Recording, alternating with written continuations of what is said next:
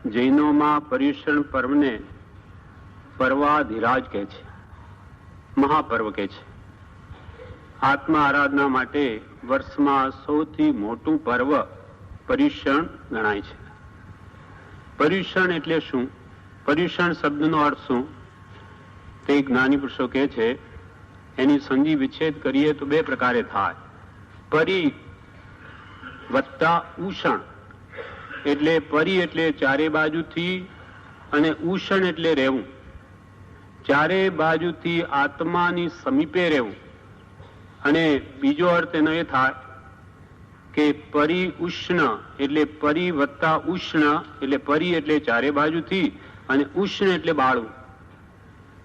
ચારે બાજુથી કર્મને બાળવા અને જૂના કર્મોને 8 દિવસ નવા કર્મ ન આવવા દેવાનો પુરુષાર્થ કરવો અને જૂના કર્મોને ચારે બાજુથી બાળવા એટલે કે સમયે સમયે પુરુષાર્થ કરવો. આના માટે આ પર્યુષણ પર્વની જ્ઞાની પુરુષોએ યોજના કરી છે અને એ અનાદિકાળથી ચાલી આવે છે. આ વર્ષે કે આ કાળમાં જ થયું એમ નથી. અનાદિકાળથી યોજના ભગવંતે કરી છે આપણા આત્મકલ્યાણને માટે. અને આ વર્ષે તો આ આત્મસિદ્ધિનું શતાબ્દી વર્ષ છે. પરમ કૃપાલ દેવે આત્મસિદ્ધિ લખ્યાને 100 વર્ષ પૂરા થાય છે આ વર્ષે. એટલે આત્મસિદ્ધિના મહાત્મ્ય વિશે આ વખતે થોડું આપણે વાંચી લઈ, પછી આત્મસિદ્ધિની શરૂઆત કરીશું. આ 8 દિવસમાં આ જ વર્ષમાં 100 વર્ષ પૂરા થાય માટે આત્માની પાસે રહેવું એમ કહ્યું પર્યુષણ પર્વનો અર્થ. તેમ આપણે આત્મવિચારણાને માટે આત્મસિદ્ધિ શાસ્ત્ર પરમ કૃપાળુ દેવ ના વચનોથી, પરમ ઉપકારી પરમ પૂજ્ય પ્રભુશ્રીના વચનોથી અને પૂજ્ય શ્રી બ્રહ્મચારીજીના વચનોથી, ત્રણેય પુરુષોના વચનોથી આત્મસિદ્ધિ જે એ મહાત્માઓએ સમજાવી છે તેના આધારે આપણે સમજવા પ્રયત્ન કરીશું.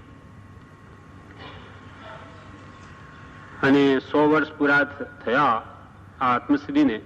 100 વર્ષ પહેલા કૃપાલદેવે અનંત કરુણા કરીને આપણા કલ્યાણ માટે આ 14 પુરના સાર રૂપે આત્મસિદ્ધિની રચના કરી હતી. જે આત્મસિદ્ધિ નો ભાવાર્થ જો વિશેષ વિચારાય તો તેમાં બતાવેલા 6 પદની શ્રદ્ધા થાય. અને 6 પદની શ્રદ્ધા એ જ સમકિત છે. અને સમકિત એ જ કેવળ જ્ઞાનનું બીજ છે. અને કેવળ જ્ઞાન એ જ મોક્ષ છે. અને મોક્ષ એ આપણો ધ્યેય છે. તેથી આત્મભાવના રહેવા માટે તેમજ આ શતાબ્દી વર્ષ હોવાથી હવે આપણે ત્રણેય પુરુષોના શબ્દોમાં પહેલા તો આત્મસિદ્ધિનું મહાત્મ્ય મહાપુરુષોએ શું કહ્યું એ આપણે વાંચીએ. બ્રહ્મચારીજી એના પર એક કાવ્ય લખ્યું છે જે બધા જ લગભગ જાણે છે. એટલે શરૂઆત કરતા સહેજે એ કાવ્યની એક ગાથા જ આપણે બોલીએ. અધમોદ્ધારિણી આત્મસિદ્ધિ. બ્રહ્મચારીજી આ કાવ્ય સંમત 1989માં લખ્યું છે. પ્રભુશ્રી હાજર હતા તે વખતે. પતિત જન પાવની સુર સરિતા સમી અધમ ઉદ્ધારિણી આત્મસિદ્ધિ જન્મ જન્માંતરો જાણતા જોગીએ આત્મયનુભવ વડે આજ દીધી ભક્ત ભગીરથ સમા ભાગ્યશાલી મહા ભવ્ય સૌભાગ્યની વિનતીથી ચારુતર ભૂમિના નગર નડિયાદમાં પૂર્ણ કૃપા પ્રભુએ કરીતી. પતિત જન પાવણી. પતિત થયેલા પાપથી પતિત થયેલા જીવોને તારવા માટે સુર સરિતા સમી. સુર સરિતા દેવતાઈ નદી જાહ્નવી સમાન છે, ગંગા સમાન, કે જે અધમ ઉદ્ધારણી આત્મસિદ્ધિ અધમોને અધમ જીવોને પાપી જીવોને ઉદ્ધારવા માટે સમર્થ છે. એવી આત્મસિદ્ધિ તે જન્મ જન્માંતરો જાણતા જોગીએ એવા પરમ કૃપાળુ દેવે પોતાના આત્મ અનુભવ વડે આજ દીધી. શા માટે આપી? આપણા જેવા પામર જીવોના કલ્યાણ માટે. એ પુરુષો તો કરી ગયા, પણ ભવ્ય સૌભાગ્યની વિનંતીથી સૌભાગભાઈ વિનંતી કરી. આનો પણ પ્રસંગ એમ છે કે પ્રથમ બ્રહ્મચારીજી બોધામૃત ભાગ 2 માં 306 પૃષ્ઠ પર લખ્યું છે કે પ્રભુ શ્રીજીએ કૃપાલદેવ ઉપર એક પત્ર લખ્યો કે સમ્યક દર્શન થાય એવું કંઈક આપો. તેના ઉત્તરમાં કૃપાલદેવે 6 પદનો પત્ર લખી મોકલ્યો સુરત. અને જ્યારે પ્રભુશ્રી સુરત હતા અને તે મુખપાઠ કરવા આજ્ઞા કરી પછી સૌભાગભાઈ ઉપર પણ મોકલ્યો 6 પદનો પત્ર. પહેલા પ્રભુશ્રી ઉપર મોકલ્યો, પછી સૌભાગભાઈ ઉપર મોકલ્યો. જ્યારે કૃપાલદેવ સંમત 1952 ખંભાત પધાર્યા ત્યારે સૌભાગભાઈ પણ ત્યાં આવેલા ખંભાત, સંમત 1952 એટલે આજથી બરોબર 100 વર્ષ પહેલા. ત્યારે પ્રભુશ્રીજીની પ્રેરણાથી સૌભાગભાઈએ વિનંતી કરી. પ્રભુશ્રીજીની પ્રેરણાથી પ્રભુશ્રીએ સૌભાગભાઈને કહ્યું કે આ 6 પદનો પત્ર ગદ્ય હોવાથી મુખપાઠ કરવામાં મુશ્કેલી પડે છે, આનું આ જો કાવ્યમાં હોય તો ઠીક, એમ સૌભાગભાઈને કહ્યું. એટલે આ પ્રેરણા કરી પ્રભુશ્રીજીએ. એટલે પ્રભુશ્રીની પ્રેરણાથી સૌભાગભાઈએ કૃપાલદેવને કહ્યું કે આપ એને જો પદ્ય રૂપ આપો તો ઘણાને મુખપાઠ થઈ શકે, સરળતા રહે. એટલે ત્યાર પછી કે છે ગાવાનું હોય તો મોઢે થાય. સૌભાગભાઈએ કૃપાલદેવને વિનંતી કરી કે આ 6 પદનો પત્ર યાદ નથી રહેતો, માટે કંઈ ગાવાનું હોય તો મોઢે થાય. એ વાતને 20 દિવસ થયા બાદ કૃપાળુદેવે 1.5 કલાકમાં 142 ગાથાની આ આત્મસિદ્ધિ નડિયાદ મુકામે લખી. એટલે મુખ્ય પ્રભુશ્રીજી કારણ. પ્રભુશ્રીના આપણા ઉપર મહાન ઉપકાર છે. મૂળ 6 પદનો પત્ર પણ એમના નિમિત્તે ઉદ્ભવ પામ્યો. આત્મસિદ્ધિ માટે પણ સૌભાગભાઈને એમને પ્રેરણા કરી નિમિત્ત બને છે. તેમ આ આશ્રમમાં આજે આપણે બેઠા તેનું પણ પ્રબળ કારણ નિમિત્તરૂપ પ્રભુશ્રીજી છે. એની અનંતી દયા આપણા ઉપર છે. તેથી આ બધું આજે આ ચોથા આરા જેવું વાતાવરણ મળે એનું કારણ એની દયા છે. અને બ્રહ્મચારીએ પછી આ સ્તુતિ કરી કે આ ભવ્ય સૌભાગ્યની વિનંતીથી ચારુતર ભૂમિના નગર નડિયાદમાં પૂર્ણ કૃપા પ્રભુએ કરી હતી. યાદ નદીની ધરે નામ દળિયાદ પણ ચરણ ચૂમી મહાપુરુષોના પરમ કૃપાળુની ચરણ રજ સંતની ભક્તિ ભૂમિ હરે ચિત્ત સૌના સમીપ રહીએ કયમ બાલાલે સમીપ રહીએ કયમ બાલાલે તહી ભક્તિ કરી દીપ હાથે ધરીને એકી કલમે કરી પૂરી કૃપાળુએ આસોવદ એકમે સિદ્ધિજીને પતિત જન પાવની સુર સરિતા સમી અધમયોદ્ધારિણી આત્મસિદ્ધિ.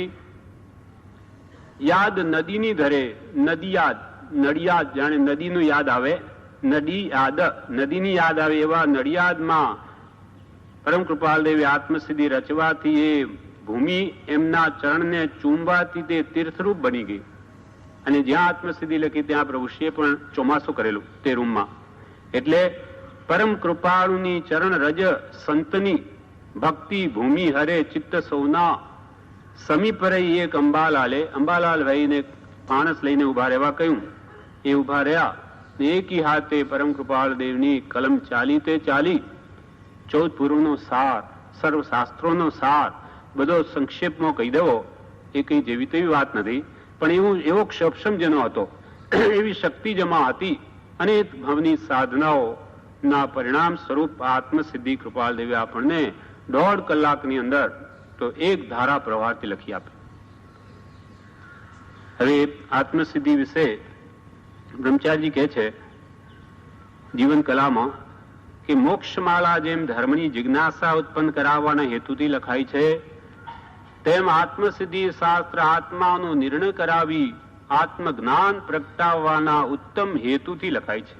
આત્મસિદ્ધિ શા માટે કૃપાળે લખી? મોક્ષમાળા તો જીવોમાં ધર્મની જિજ્ઞાસા ઉત્પન્ન થાય. મોક્ષ માર્ગ શું છે? વિતરાગ ભગવંતોએ તેનો આગમોનો સાર મોક્ષમાળામાં કહ્યો. અને આત્મસિદ્ધિ શાસ્ત્ર આત્મજ્ઞાન પ્રગટાવવાના હેતુથી કૃપાળે લખી છે. કેમ કે સર્વ દુઃખને સર્વ ક્લેશથી મુક્ત થવાનો ઉપાય એક આત્મજ્ઞાન જ છે. તેથી આત્મજ્ઞાન જીવો પામે તે ઉત્તમ ઉદ્દેશ્યથી આ લખવામાં આવી છે. અને એ આત્મસિદ્ધિ જે 14 પૂર્વનો સાર છે તેના વિશે કૃપાલદેવ બ્રહ્મચારીજીએ જીવન કલામાં કહ્યું કે 14 પૂર્વનું મધ્યનું 7મું પૂર્વ આત્મ પ્રવાદ નામે છે. તે સર્વ પૂર્વના સારરૂપ શ્રી આત્મસિદ્ધિ શાસ્ત્રીની રચના આત્મ સ્વરૂપનો અનુભવ કરીને શ્રીમદે સુગમ રીતે મધ્યસ્થપણે કરી છે. 14 પૂર્વનું મધ્યનું પૂર્વ 7મું પૂર્વ છે તે આત્મ પ્રવાદ નામનું છે. તે પૂર્વનો મુખ્ય સાર છે. કેમ કે બધું કરીને શું કરવું છે? આત્માને ઓળખવો છે, આત્માની પ્રાપ્તિ કરવી. બધું કર્યું પણ એ ન કર્યું માટે જ આ અનાદિકાળથી રખડ્યો. એ આપણને આત્મસિદ્ધિમાં કૃપાલદેવ કહેશે તે શરૂઆત જ ત્યાંથી કરે છે કે જે સ્વરૂપ સમજ્યા વિના પામ્યો દુઃખ અનંત. માટે એ સ્વરૂપ સમજવાને અર્થે જ કૃપાલદેવે આની યોજના કરી છે. ફરી કૃપાલદેવે કહ્યું આત્મસિદ્ધિ વિશે વચનામૃતમાં પત્ર 722 પવાણિયાથી પત્ર લખ્યો છે. તેમાં કૃપાલદેવે એક જ લીટી લખી છે, આત્મસિદ્ધિ શાસ્ત્ર વિશેષ વિચારવા યોગ્ય છે. આત્મસિદ્ધિ શાસ્ત્ર વિશેષ વિચારવા યોગ્ય છે. કેમ કે વિચાર વગર એમાં કહેલો જે મર્મ રહસ્ય તે ખ્યાલમાં ના આવે, તેથી કહ્યું કે એને વિશેષ વિચારવા યોગ્ય છે. પ્રભુશ્રીજીએ કહ્યું ઉપદેશામૃતમાં કે શ્રી આત્મસિદ્ધિમાં આત્મા ગાયો છે, તેમાં કોઈ ધર્મની નિંદા નથી. સર્વ ધર્મ માનનારને વિચારવા યોગ્ય છે. આપણે પણ આત્મા ઓળખવો હોય તો તેનો વારંવાર વિચાર કરવા યોગ્ય છે. આપણે પણ કે જો આત્મા ઓળખવો હોય તેનો વારંવાર વિચાર કરવા યોગ્ય છે. ત્યાં કોઈ ધર્મની નિંદા નથી. સર્વ ધર્મ સામાન્ય વાત હોવાથી આત્મભાવને લઈને તે કોઈ પણ મતનો અનુયાયી વિચારી શકે છે. એમાં બાદ ના આવે. કોઈ મત ખંડન મંડનની તેમાં વાત નથી. અને પ્રભુશ્રીએ તો કહ્યું કે આત્મસિદ્ધિમાં તો ભલભલાને માન્ય કરવી પડે તેવી વાતો છે.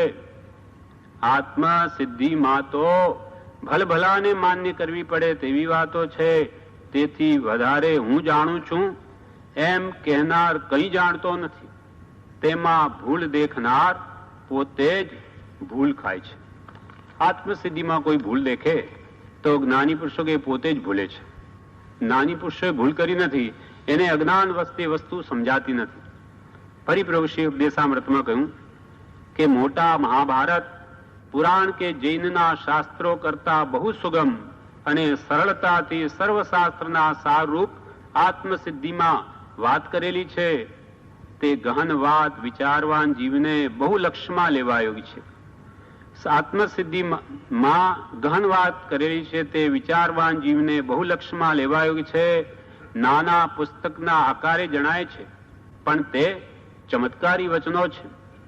તે વિશે અમે બહુ કહેતા નથી. તે લબ્ધી વાક્યો છે, મંત્ર સ્વરૂપ છે. ફરી પ્રભુશ્રીએ કહ્યું, પ્રભુશ્રી કહે જ્ઞાનીએ કહેલું કહું, અમે તો જ્ઞાનીના દાસ છીએ. આત્મસિદ્ધિ શાસ્ત્ર શ્રવણ કરવા અવકાશ મેળવવો જોઈએ. પ્રભુશ્રી કહે છે જ્ઞાનીએ કહેલું કહું, અમે તો જ્ઞાનીના દાસ છીએ. આત્મસિદ્ધિ શાસ્ત્ર શ્રવણ કરવા અવકાશ મેળવવો જોઈએ.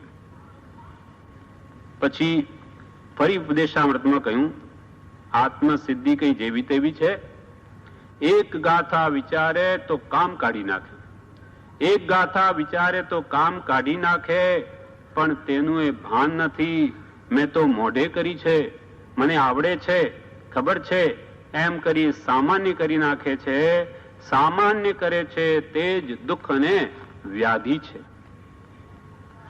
ફરી કહ્યું બ્રહ્મચારીજી એ વિશે કહ્યું બોધામૃત ભાગ 1 કે આપણે રોજ આત્મસિદ્ધિ બોલીએ છીએ તે સમજવા માટે બોલીએ છીએ, એવો લક્ષ્ય રહેવો જોઈએ. આપણે રોજ આત્મસિદ્ધિ બોલીએ છીએ તે સમજવા માટે બોલીએ છીએ, એવો લક્ષ્ય રહેવો જોઈએ. જો એમ માની બોલે કે મને સમજાઈ ગયું તો તે અહંકાર છે. સમજાયું ક્યાં છે? નાની પુરુષના એક એક શબ્દમાં અનંત આગમ રહ્યા છે. સમજવું ઘણું બાકી છે. યોગ્યતાની જરૂર છે. ફરી બીજે એક ઠેકાણે બોધામૃતમાં કહ્યું, આત્મસિદ્ધિ શાસ્ત્રને વૈરાગ ઉપશમની વૃત્તિ કરીને વાંચીએ તો ઘણો લાભ થાય. આત્મસિદ્ધિ શાસ્ત્રને વૈરાગ્ય ઉપશમની વૃત્તિ કરીને વાંચીએ તો ઘણો લાભ થાય. આત્માર્થીપણું આવવું જોઈએ. એટલે કૃપાલ દેવે આત્મસિદ્ધિ શાસ્ત્રમાં પહેલા યોગ્યતા પ્રાપ્ત કરવા માટે જે શુષ્ક જ્ઞાની અને ક્રિયા જળ જીવોનું પહેલા વર્ણન કર્યું કે જે ધર્મ માની બેઠા તે યોગ્ય નથી એમ જણાવીને જ્ઞાન ક્રિયા ભ્યામ મોક્ષ છે એ બતાવે છે. અને પછી મતાર્થીનો લક્ષણો બતાવે. કેમ? તો કે પહેલા મતનો આગ્રહ છોડો, મધ્યસ્થ બનો, પછી આત્માર્થી થાઓ. આત્માના તમે અર્થી લક્ષી બનશો તો જ એ આત્મસિદ્ધિ તમને ઉપકારી બનશે. એટલે અહીંયા કહ્યું આત્માર્થીપણું આવવું જોઈએ. પહેલા વૈરાગ ઉપશમ વડે આત્મા માટે મારે આ પ્રયત્ન કરવો છે, પુરુષાર્થ કરવો છે, તત્વ સમજવું છે. જો આત્માર્થનો લક્ષ્ય થાય તો આત્મસિદ્ધિ એને અદ્ભુત અમૃત જેવી છે. આત્મસિદ્ધિ શાસ્ત્રને વૈરાગ ઉપશમની વૃત્તિ કરીને વાંચીએ તો ઘણો લાભ થાય. આત્માર્થીપણું આવવું જોઈએ તો જ જ્ઞાનીનું કહેલું સમજાય. નહીં તો જ્ઞાની કહે કંઈ અને પોતે સમજે કંઈ. આરંભ પરિગ્રહ ઓછા થાય તો વૈરાગ્ય ઉપશમની વૃત્તિ થાય. વૈરાગ ઉપશમ કેમ આવે? તો કે જેમ જેમ આરંભ પરિગ્રહ ઓછા થતા જાય તેમ તેમ જીવમાં વૈરાગ ઉપશમ આવતો જાય. આત્મસિદ્ધિ મોઢે કરવા જેવી છે. કૃપાળુ દેવે પરમાત્મા સ્વરૂપ થઈને લખી છે. બોધામૃતમાં બ્રહ્મચારીજી કહ્યું કૃપાળુ દેવે આત્મસિદ્ધિને પોતે પરમાત્મા સ્વરૂપ પામીને પછી લખી છે. કૃપાળુ દેવ પરમાત્મા સ્વરૂપ થઈને પછી લખી છે. આ કાળના જીવોનું આયુષ્ય ઓછું એટલે બધા શાસ્ત્રોનો સાર ટૂંકામાં કૃપાળુ દેવે આત્મસિદ્ધિમાં ઉતારી દીધો છે. આપણા આયુષ્ય ઓછા, સમય ઓછા, ત્યાં શાસ્ત્રોનો મર્મ સાર ક્યાંથી જાણે? આમાં શોધવામાં જ સમય પૂરો થઈ જાય. એટલે કૃપાલ દેવે સર્વ શાસ્ત્રોનો સાર આત્મસિદ્ધિમાં ઉતારી દીધો છે. જે કંઈ કૃપાલદેવને કહેવું છે તે મોક્ષમાળા અને આત્મસિદ્ધિમાં કહી દીધું છે. હવે ખામી આપણી છે. કર વિચાર તો પામ. બીજું કહીએ કેટલું? કર વિચાર તો પામ. ફરી બ્રહ્મચારીજી કહે છે બોધામૃતમાં, વાંચતા આવડતું હોય તેને કૃપાળદેવના વચનો ઘણા કામના છે, એ ઉત્તમ છે. આત્મસિદ્ધિ મોતીના હાર જેવી છે. ભાવથી ભણે તો કોટી કર્મ ખપી જાય. પૂનમનો દિવસ અપૂર્વ છે. આત્મસિદ્ધિ જેને પુણ્ય હોય તેને સાંભળવા મળે. આત્મસિદ્ધિ જેને પુણ્ય હોય તેને સાંભળવા મળે. ફરી બોધામૃતમાં કહ્યું આત્મસિદ્ધિ હીરાના હાર કરતા પણ વધારે કિંમતી છે. આત્મસિદ્ધિ તો વારંવાર વાંચવી, વિચારવી, અર્થ કરવા. આત્મસિદ્ધિ તો વારંવાર વાંચવી, વિચારવી, અર્થ કરવા કે જેથી એનો ભાવ સમજાય. અને બોધામૃત ભાગ 3 પત્ર સુધામાં કહ્યું જે કંઈ કૃપાળુ દેવને આત્મસિદ્ધિ આદિમાં કહેવું છે તે સમજવું, સમજવા પુરુષાર્થ કરવો અને સમજાય તે સાચું માની તે પ્રમાણે વર્તવા ભાવ કરવો. બીજું વાંચીએ તે પરમ કૃપાળુ દેવે આત્મસિદ્ધિમાં કહ્યું છે તે સમજવા માટે વાંચવું છે. કૃપાળ દેવે આત્મસિદ્ધિમાં જે કહ્યું તે પહેલા કે સમજવું, સમજવા પુરુષાર્થ કરવો અને સમજાયા પછી તેને સાચું માની તે પ્રમાણે વર્તવા પ્રયત્ન કરવો. અને બીજું જે કંઈ શાસ્ત્રો વગેરે કે દ્રષ્ટાંતોથી જે વાતને પુષ્ટ કરવામાં આવે તે પણ માત્ર કૃપાળુ દેવના વચનોને સમજવા માટે જ.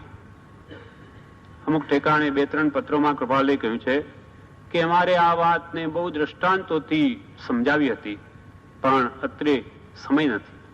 એટલે દ્રષ્ટાંત શા માટે કરવામાં આવે છે કે જેથી તે વાત યથાર્થ રીતે સમજાય. મૂળ વાતની પુષ્ટિ અર્થે કરવામાં આવે છે.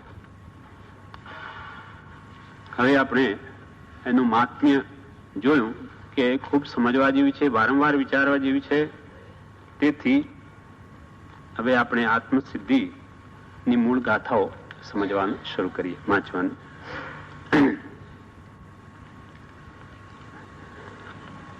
પહેલી ગાથા કૃપાળદેવે આ ગ્રંથનું આદ્ય મંગલ રૂપે લખી છે. પહેલું જાણે ગ્રંથ શરૂ કરે તો મંગલાચરણ કરે તેમાં મંગલિક કર્યું છે. એમાં આદ્ય મંગલ બ્રહ્મચારી કે આ ગાથા આદ્ય મંગલ રૂપે છે. એમાં મંગલ રૂપે હોવાથી શ્રી સદગુરુ ભગવંતને નમસ્કાર કર્યા છે. અને આત્મસિદ્ધિ એ શબ્દ જે અર્થ એ શબ્દ છે એનો પણ ભાવ એમાં સમજાવ્યો છે. અને એક જ ગાથામાં 7 તત્વ પણ મૂક્યા છે, 6 પદ પણ મૂક્યા છે અને 6 દર્શનનું સ્વરૂપ પણ આ ગાથામાં છે. વિશેષ વિચારતા બ્રહ્મચારીએ સમજાવ્યું છે, પણ આટલો બધો આ ગાથામાં આપણે વિસ્તાર કરી ન શકીએ. એ તો ટૂંકામાં જ બધું વિચારીશું આપણે. એમને તો ઘણું કહ્યું, પણ મૂળ વાત આપણે મુખ્ય થોડીક લઈશું. એટલે આમાં તો એક ગાથામાં જ બધું છે. જે સ્વરૂપ સમજ્યા વિના પામ્યો દુઃખયનન, સમજાવ્યું તે પદ નમો શ્રી સદગુરુ ભગવન. જે સ્વરૂપ સમજ્યા વિના પામ્યો દુઃખયનન, સમજાવ્યું તે પદ નમો શ્રી સદગુરુ ભગવન. અર્થ અંબાલાલ ભાઈએ એના અર્થ કરેલા તે કૃપાળુ દેવ જોઈ ગયા અને એમાં જે સુધારા વધારા કરવાના એ અર્થોમાં કૃપાળુ દેવે કર્યા. એટલે આપણા માટે તો હવે એ કૃપાળુ દેવના જ સમજો, એની છાપ છે. જે કંઈ પણ એમાં સુધારા વધારા અંબાલાલ ભાઈએ અર્થ કર્યા એમાં કરવાના હતા તે કૃપાળુ દેવે કર્યા છે. માટે જે કંઈ પણ આ અર્થ વાંચીએ છે તે કૃપાળુ દેવના જ છે એમ સમજવું, કેમ કે એની છાપ લાગી. સુધારા વધારા એમણે કરી લીધા. એટલે અર્થમાં કે છે જે આત્મ સ્વરૂપ સમજ્યા વિના ભૂતકાળે હું અનંત દુઃખ પામ્યો તે પદ જેણે સમજાવ્યું, એટલે ભવિષ્ય કાળે ઉત્પન્ન થવા યોગ્ય એવા અનંત દુઃખ પામત તે મૂળ જેણે છેદ્યું, એવા શ્રી સદગુરુ ભગવાનને નમસ્કાર કરું છું. આ મંગલાચરણ પણ આવી ગયું. પ્રથમ નમસ્કાર મહાપુરુષો કરે ગ્રંથ શરૂ કરતા એ પણ આવી ગયો. અને એમાં શા માટે આત્મસિદ્ધિ લખી છે અને તો કે અનંત કાળથી જીવો આ સંસારમાં 4 ગતિમાં દુઃખ ભોગવી રહ્યા છે, અનંત દુઃખને પામી રહ્યા છે. શાના લીધે? તો કે જે સ્વરૂપ સમજ્યા વિના, જે આત્મ સ્વરૂપને સમજ્યા વિના આપણો આત્મા ભૂતકાળે અનંત દુઃખ પામ્યો. ક્યાં દુઃખ પામ્યો? 4 ગતિ સિવાય આત્મા ક્યાંય નથી.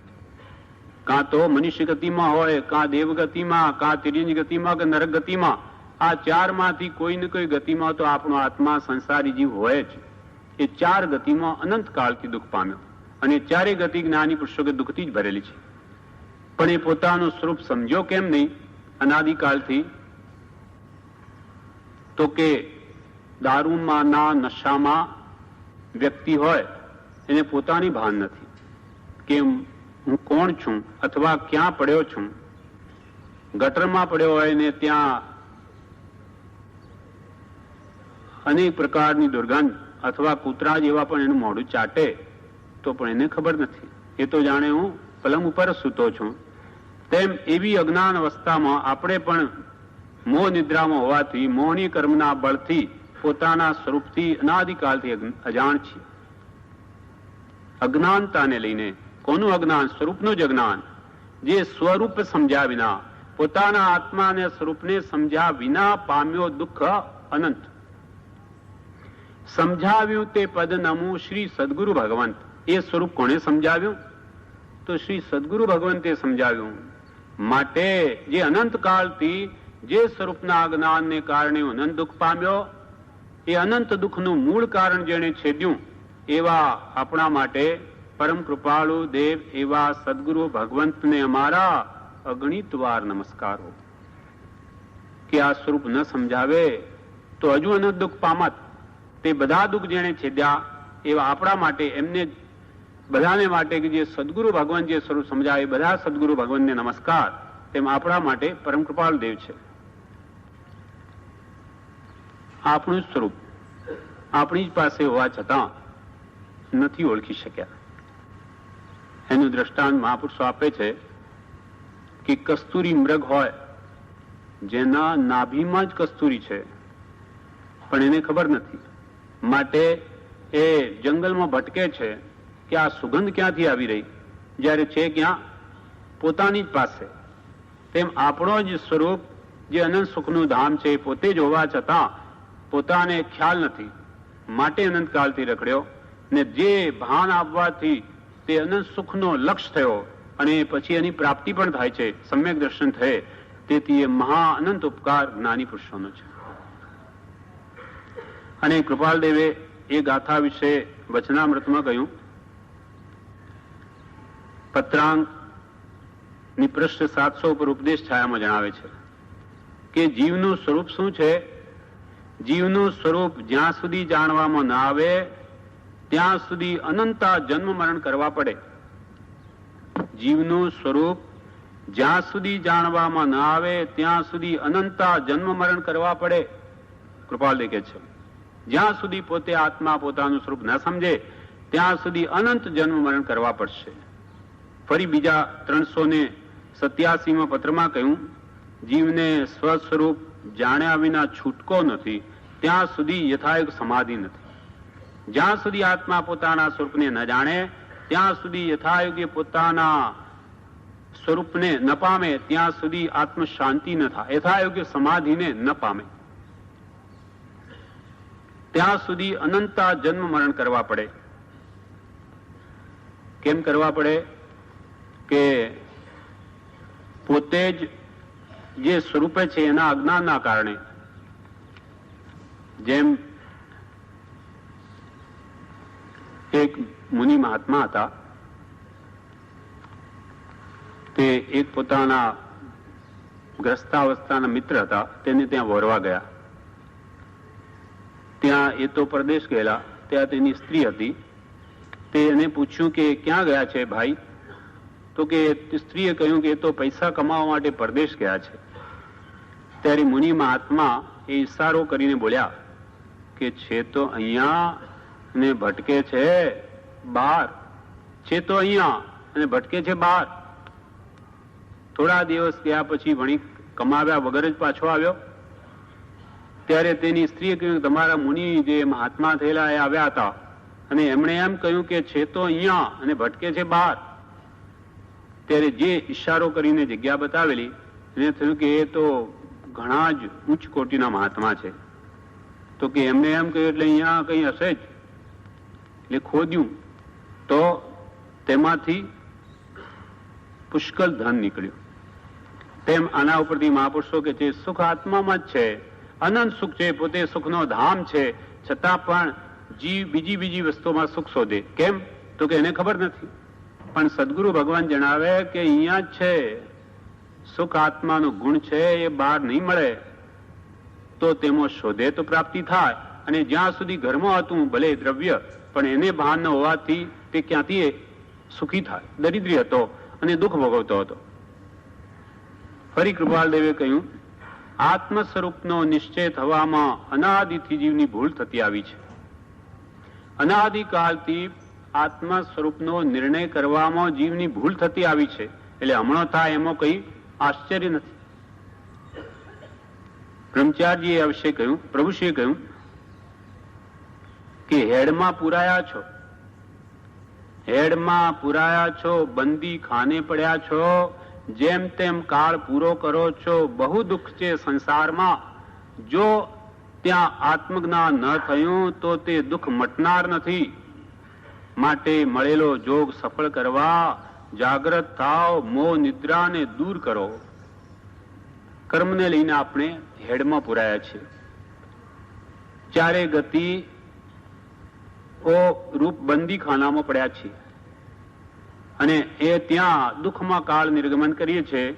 માટે જ્ઞાની પુરુષો કે આત્મજ્ઞાન ન થયું તો આ દુઃખ મટનાર નથી. આ ચારે ગતિ હજુ સુધી દુઃખમય તમને ભોગવવી જ પડશે.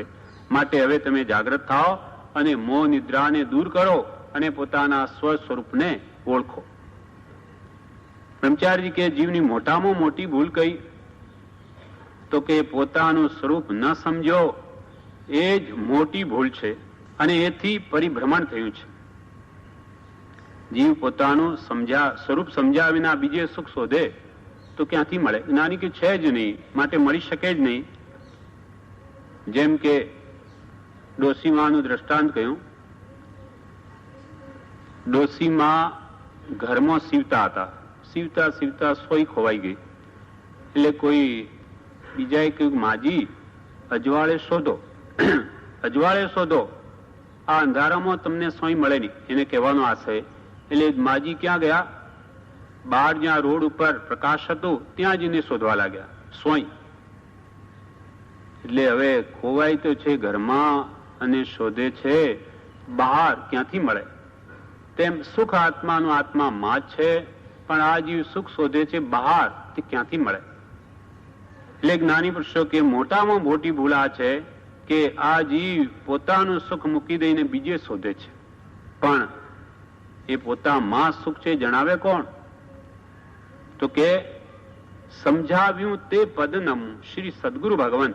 એ સદગુરુ ભગવંતે સમજાવ્યું કે તું પોતે જ એને સુખ સ્વરૂપ છે, તારે ક્યાંય શોધવાની જરૂર નથી.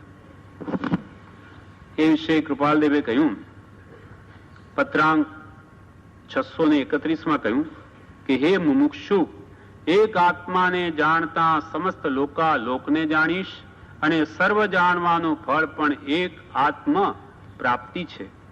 માટે આત્માથી જુદા એવા બીજા ભાવો જાણવાની વારંવારની ઈચ્છાથી તું નિવર્ત અને એક નિજ સ્વરૂપને વિશે દ્રષ્ટિ દે કે જે દ્રષ્ટિથી સમસ્ત સૃષ્ટિ જ્ઞેયપણે તારે વિશે દેખાશે.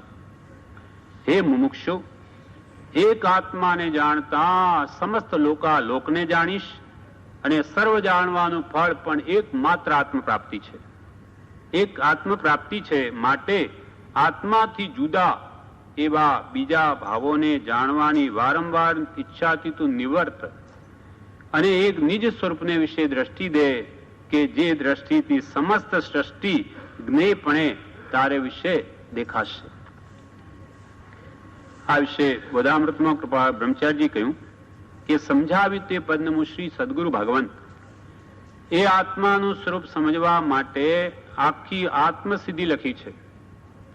પોતે તે સ્વરૂપ થઈને કહ્યું છે, સંસારમાં રહ્યા છતાં પણ તે સ્વરૂપને ન ભૂલ્યા. કૃપાલદેવ સંસારમાં રહ્યા છતાં પણ તે આત્મ સ્વરૂપને નહીં ભૂલ્યા. અનુભવ જનિત વચનોમાં ચમત્કાર છે. અનુભવ જનિત વચનોમાં ચમત્કાર છે. જેણે તે સ્વરૂપ સમજાવ્યું તે સદગુરુ દેવને નમસ્કાર. જે આત્માનું સ્વરૂપ સમજવા માટે આખી આત્મસિદ્ધિ લખી છે, એ આત્મ સ્વરૂપને સમજવા માટે આત્મસિદ્ધિ લખી છે. કેમ કે આપણને એ સ્વરૂપનું ભાન નથી. શ્રી હેમચંદ્રાચાર્યનો એક પ્રસંગ છે. હેમચંદ્રાચાર્ય જયારે પ્રથમ દીક્ષા લીધેલી ત્યારે એમનું નામ સોમદેવ મુનિ હતું. સોમદેવ. એક સમયે એક વખતે ગુરુ સાથે વિહાર કરતા એ સોમદેવ મુનિ નાગપુર આવ્યા. કોણ? હેમચંદ્રાચાર્ય. તે વિહાર કરતા પોતાના ગુરુ સાથે નાગપુર આવ્યા. તે વખતે ધનદ નામનો વણિક ત્યાં વસતો હતો. તે પૂર્વભવના કર્મથી ઘણો ગરીબ હતો. તેણે ઘરની જમીન ખોદી ત્યારે કોલસાનો ઢગલો નીકળી આવ્યો. આ કોલસાને તેને ઘરના આંગણે ભેગા કર્યા. ધનદને ત્યાં સોમદેવ મુનિ ગુરુ સાથે ગોચરી માટે પધાર્યા. હેમચંદ્રાચાર્ય છે, કલિકાળ સર્વજ્ઞ જેનું બિરુદ છે. એ પોતે સોમદેવ મુનિ એમનું નામ છે. ગુરુ સાથે વરવા આવ્યા. એ ધનદ નામના શેઠને ત્યાં ધર્મલાભ આપ્યો. ત્યારે ધનદ વણિકે કહ્યું કે ઘરમાં જુવારની ઘેંસ રાંધી છે, તે દેતા શરમ થાય છે. જુવારની ઘેંસ રાંધી બીજું કોઈ ઘરમાં છે નહીં આપવાનું. ત્યારે સોમદેવ મુનિએ ગુરુ મહારાજને ગુપ્ત રીતે કહ્યું કે આ વણિકના આંગણામાં તો સોના મોરનો ઢગલો પડ્યો છે, છતાં તે પોતાને નિર્ધન કેમ કહે છે? જે કોલસા નીકળેલા તે એણે આંગણામાં ભેગા કરેલા, પણ એ સોમદેવ મુનિને એ બધું સોનું દેખાય છે. સોનાનો ઢગલો પડ્યો છે ને એ કેમ પોતાને નિર્ધન કહે છે? ત્યારે ગુરુશ્રીએ જાણ્યું કે આ મુનિના સ્પર્શથી ખરેખર આ કોલસાનો ઢગલો સોના મોર થઈ જશે. એમ વિચારી તેણે તે ઢગલા ઉપર સોમદેવ મુનિને બેસવાનું કહ્યું કે બેસો. કોણ છે? હેમચંદ્રાચાર્ય પોતે. બેસવા કહીને તેમ કર્યાથી તરત તે કોલસાનો ઢગલો હેમનો થઈ ગયો, સોનું બની ગયું. ધનદે આમ થઈ તુરત ગુરુશ્રીને કહ્યું કે શ્રી સોમદેવ મુનિને સૂરીપદ આપો તો હું તેનો મહોત્સવ કરીશ. અને એટલે ગુરુએ શિષ્યને યોગ્ય જાણી આચાર્ય પદવી આપી તેમનું નામ હેમચંદ્રાચાર્ય પાડ્યું. હેમ થઈ ગયું એટલે હેમચંદ્રાચાર્ય પાડ્યું. એમ જેને ખબર છે ક્યાં સુખ છે એ જ બતાવી શકે. અજ્ઞાની ને તો કોલસા જેવું જણાય, પણ જ્ઞાનીઓ લાગે કે આત્મા તો અનંત સુખરૂપ છે, આ દેહ તે પોતાનું સ્વરૂપ નથી એમ સમજાવનાર સત્પુરુષ છે.